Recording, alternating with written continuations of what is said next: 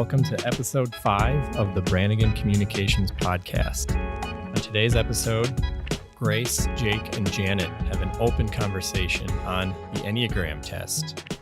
For those who aren't sure of what this means, the Enneagram test is one of the most powerful and insightful tools for understanding ourselves and others, according to the Enneagram Institute.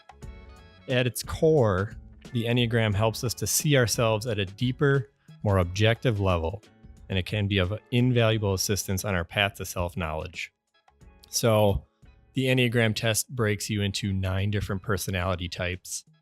You have a primary personality type, but you also have secondary types that can either follow closely behind or have a high variance depending on how your test results show up. So Grace, Jake, and Janet talk about this. They talk about how after seeing these test results, how they've noticed these types in others in the office and how understanding each other's personality types can change and improve office culture, which is really the reason why we took it in the first place, to kind of better understand how we work and better understand how we can work with others based on their types. So all about Enneagram, episode 5 of the Branigan Communications Podcast. Subscribe, rate, review, find us on all major podcast platforms. Thanks for listening. Enjoy the show.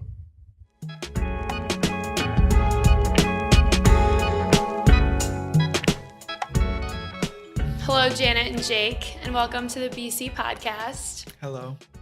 Hi, Grace. Great to be here. I'm happy to have you. Thanks for having us. Of course. It's my pleasure. Today, I have the pleasure of talking about the Enneagram test with you two. You've both taken interest in this since our office took it last year, and you also just recently gave a presentation on it. So I expect you to be experts in the field. Perfect. We are. Okay. Well, then let's get started. I guess my first question is just go around and what is everyone's type? Well, my primary type is the helper, which is a type 2 on the Enneagram wheel. And then just below the helper, I'm a type 7, the enthusiast. So practically tied for first, but mostly a helper. You identify mostly with helper? I think most days, yes, I identify most as the helper, if you will. But there are definitely moments where I feel much more enthusiast. When you say you identify as a helper, what does that mean? It means that when reading like the definition of who the helper is, I'm thinking, oh, wow, they got me. Well, give me an example. Yeah, like what? Like 2s are generally really caring and empathetic. And I mean, I'm reading what the website says. I'm not trying to brag. But caring, empathetic, warm, thoughtful, appreciative, generous, other-oriented, etc.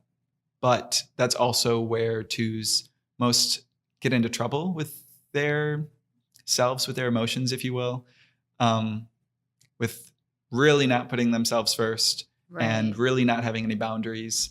And almost, if a 2 hurts someone, it's more than likely because they're trying to do so much that they can't do it all and they let things fall through. And I would say most of the times when I feel myself falling short, it's for that reason. So you give too much. Maybe it's a prioritization issue.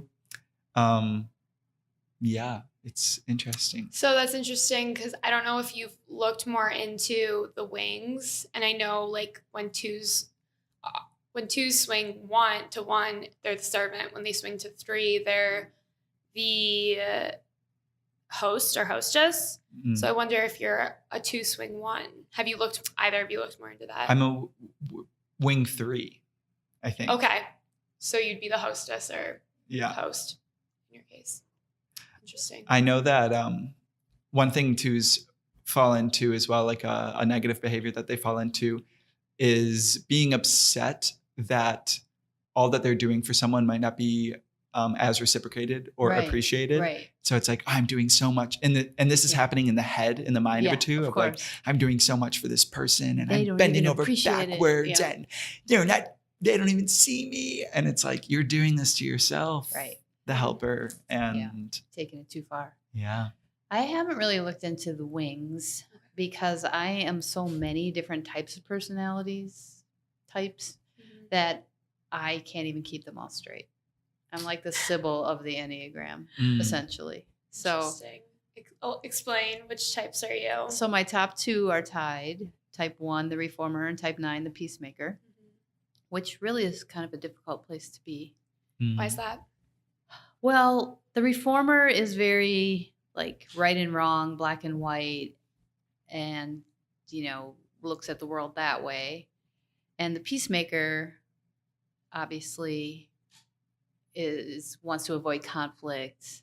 So if you're rigid, there's going to be conflict. And if you're a peacemaker, it's just like they just seem to be total opposites to me. And then I'm type 8, the challenger, type 7, the enthusiast, and type 6, the loyalist. All those are my top 5. So 8, 9, and 1 are all in the same. It's center. The intuitive, right? The intuitive center. Yep. So that's interesting that those are your top 3. Because there's the feeling center, thinking center, intuitive, instinct center, and your top 3 are all in the intuition center. That's good. That's interesting. That is interesting. There is some connection. Can you guess what my center's in? The feeling. How'd you know? Because I myself am also a 2 and a 7. I'm tied, Mm-hmm. though. I got the same score for both. So I've dove into both sides and tried to figure out which I identify more with. And I don't know. I know this isn't about me, but the number 2s, I feel like at first I thought I was a 7, but then after reading a little bit more, I feel like I'm a 2 because based on where the 2s find like conflict within themselves or with others is like because they're doing too much and then other people don't take it, like that. Or sometimes they meddle too much in other people's lives, which I found myself doing. So, and that's where they find conflict as well. And it's from a good place, but not everyone likes that. I think it's all context dependent. Yeah. What personalities we fulfill on any given day and in what space. Like I can't say that I act exactly the same at work as I do in the classroom or with my roommates in our apartment. It's all different, and it depends on sometimes the most trivial of things, like am I super tired that day? Like it could be as simple as that. Do I have a ton going on at school that impacts how I'm behaving at work? So I'm comfortable with my like almost near split at the top because I just think I kind of assume personalities in different ways on different days. That rhymed. Is that a goal? Yes. Okay, good. I can leave now. Mic drop. Janet, did you do much research into all your different types after finding out your results? No, but I did a little bit. I think I identify most with the reformer, with type 1. And it just explained a lot to me, like, oh, that's why I feel that way. Or like one of the examples they gave was so spot on. And my family is just like, yeah, why are you freaking out about something? And then now they know because I'm a type 1. But like the kind of person who likes order. So if I would come home and the kitchen counters would be messy or people's backpacks would be laying around, I would immediately say, we have to clean this up. Or like, why isn't this clean? And now I know it's because I need that order as a 1. So, or the peacemaker, when conflict arises, that's a challenge for me to sometimes like play the the bad guy or whatever, or dole out the punishment, even though I know it needs to happen. So I force myself to do it. Do you think some of that's learned? Not those 2 things really. I don't think. But when you were saying those 3 personality types line up with intuitive, I feel like my whole life I've been like a counselor type, giving people advice and stuff like that. So I feel like that kind of makes sense now too. So Mhm. you go through your whole life and you think something about yourself and you think it's bad or a fault, and then you see it in black and white, and then you see how it can actually be good if you Mhm. are a healthy 1 or a healthy 9 or whatever. And so it helps you kind of navigate different situations, I think, Mhm. once you know what your makeup is. Yeah. Mhm. So, Janet, this is your second presentation on the Enneagram, the one that you gave with Jake. Mhm. What fascinates you so much to the subject? Because I don't pin you as someone that would be interested in personality tests. Maybe you are. I won't take that as an insult. Um, even though it Don't- clearly I was. don't. I think it's really interesting because you get insight into how people tick, or what makes people tick, or what why they react to a certain situation. And as a manager, you can then know something about someone's personality and help them succeed, or you can temper your reaction because you know that as a 7, they want to jump into everything and take on all the projects. And then as a manager, you're like, well, that's too much. One person can't do all that. And then you understand that they're trying to do that because that's their personality type. And then you can help them manage their personality type and help that person succeed and the team succeed. So that's been kind of helpful, I think, as at work.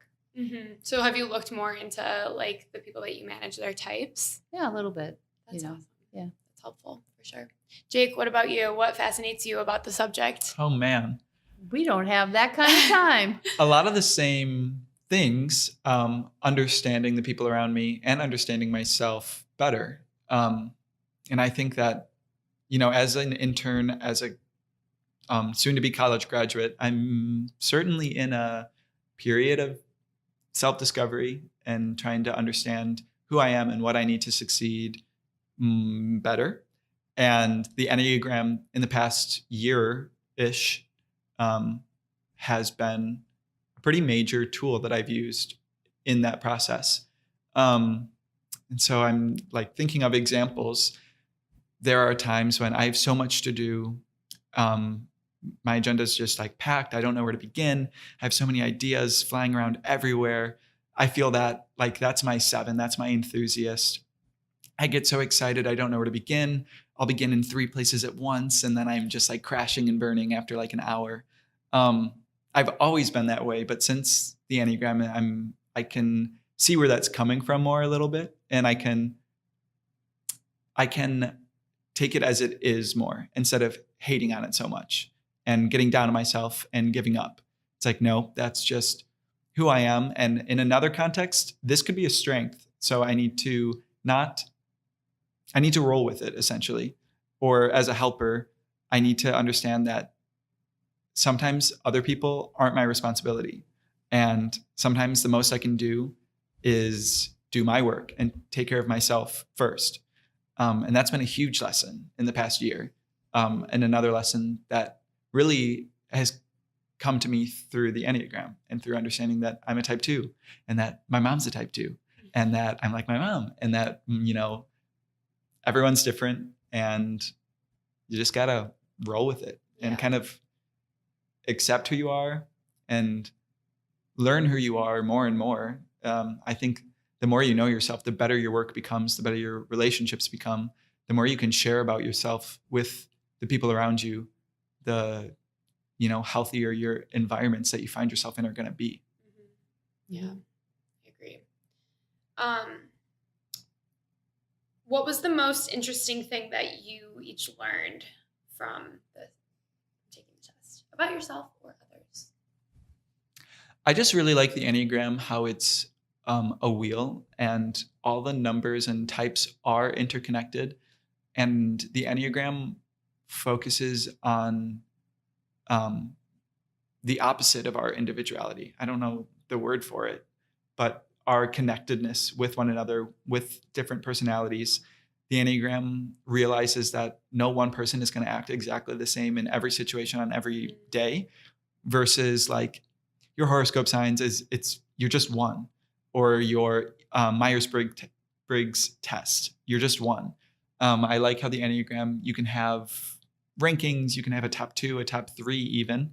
And they acknowledge that under periods of stress, under periods of growth, you do assume kind of different personalities.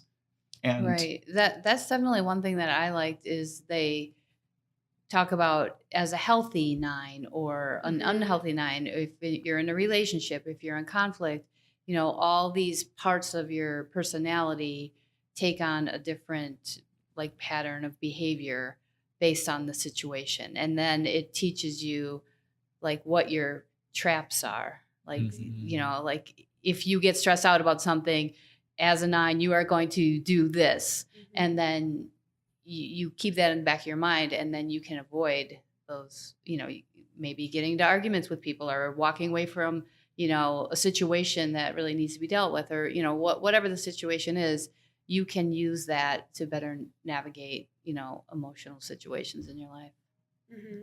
Yeah. I also agree with both of that because I'm a huge Myers-Briggs person. I just love Myers-Briggs, love learning about who other people are for Myers-Briggs types. I understand it a lot, but a lot of people don't love it because it's like you're not always at your best. You're not always this one type. You can't put people necessarily in 16 boxes. And I feel like the Enneagram does a really good job of like showing how we are all connected in a more understandable and like digestible way. And you also need all different types of people to run a business. So yeah, I think it's important. Yeah, one of the interesting things when we first saw all the results of everybody at Branigan is that we had so many 6s and a lot of 2s. And that it makes sense for the kind of work that we do. But then you can see when someone is an 8 or a 1 or a way different type of personality, how they fit in or don't fit in, or, they maybe are outside the group, not in a bad way, but just because they have different characteristics. Yeah, no, I agree. I remember when I took it, we were talking about our results with people, and I felt like everyone was a 6 except for me, because everyone on my team is a 6 except for me. And at first I was a little bit offended kind of, and didn't know how to okay, how do I fit into this? And is anybody else a 7? And then it's like Kathleen is a hardcore 7. So, okay. And then there was some 2s and stuff. So once we all talked about it, it was good. But at first I did feel a little bit taken back. Just like anything.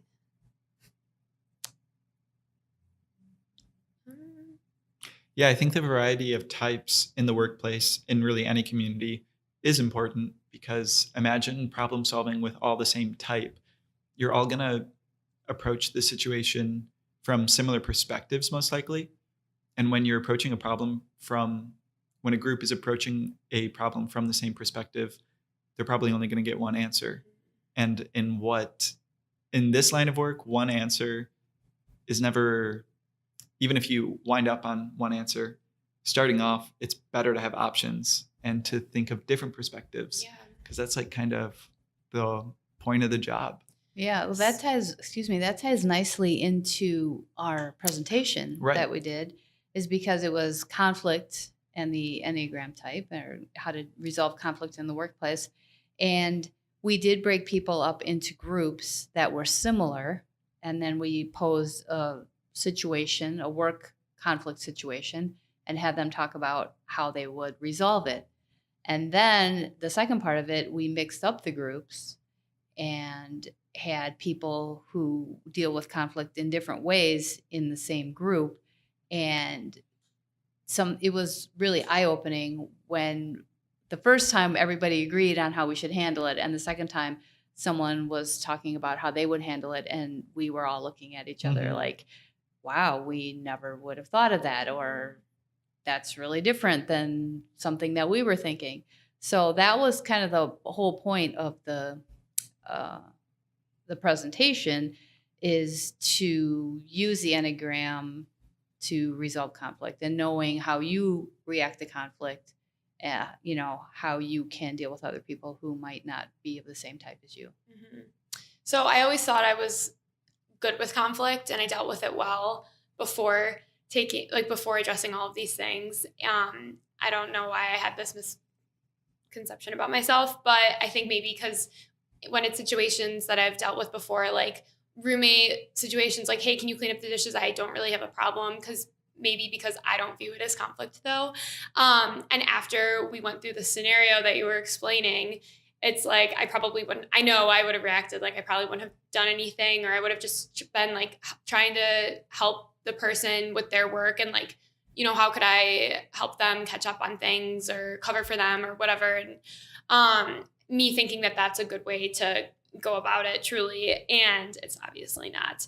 But I think that it was a good learning experience for me just because conflict is always going to be in the workplace. And Kathleen was in our group and she was like, yeah, by nature, I'm conflict avoidance, but you have to learn how you are and then how to maybe overcome those things. So I think our presentation was like a good ego check for me.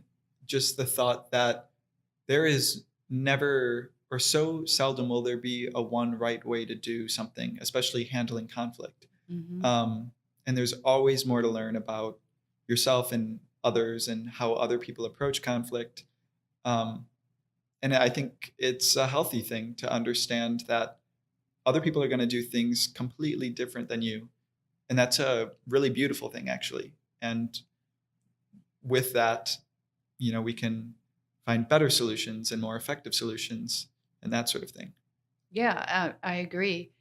Because if you're in a conflict with someone, or if you're in a group and there's a conflict and you have to resolve it, and you're a personality type that wants to put emotion aside, like parking lot it, and then deal with just the facts of the problem, and then someone else in your group is like super emotional and really wants to get to the heart of it and like get down to like, what happened when you were 5 years old that, makes you act like this today. Let's go back. It's like psychotherapy. And then there's other people who just want to smooth it over. Yeah. And like and you can easily have all three personality types in one group, and they all want to handle the conflict in a different way. So knowing that somebody really wants to get the heart of something, but then the person doesn't want to share anything, they don't want to let anyone in emotionally. I mean, that's a huge challenge if you're going in without any background information on how different personality types deal with conflict. But once you know that, you can say, okay, I know you want to do this, but let's look at this. Or you can like maybe take everybody's perspective into account, or have an opportunity for everyone to share, as a way to resolve the conflict or deal with the problem. Mm-hmm. Do you think have you seen any of that happen since, or have you done that in the office? You know what? I did have a conflict that, a minor thing that came up after, and instead of dealing with it the way I should have, I just retreated to my personality type 9 and just kind of tried to ignore it. So nice. So I did not take my own advice. Ashamed to admit, but I knew I should have. But it's fine now. Good. What about you, Jake?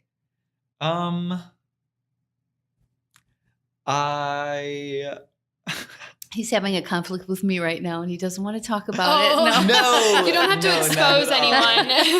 Not the case. Yeah, I don't get into many conflicts in the workplace just because of my role as intern. Maybe good plan that I've had for 11 months. Like oh gosh, this might be bold to say, but I think I know how to be an okay intern now after 11 months of figuring it out. I feel like after 1 month you figured it out. Don't So, sell yourself short. I don't get into conflict very much in the workplace. I mostly, like, I've been taking what we've been talking about in like our presentation more in the classroom and in my social circles on campus and even in my family.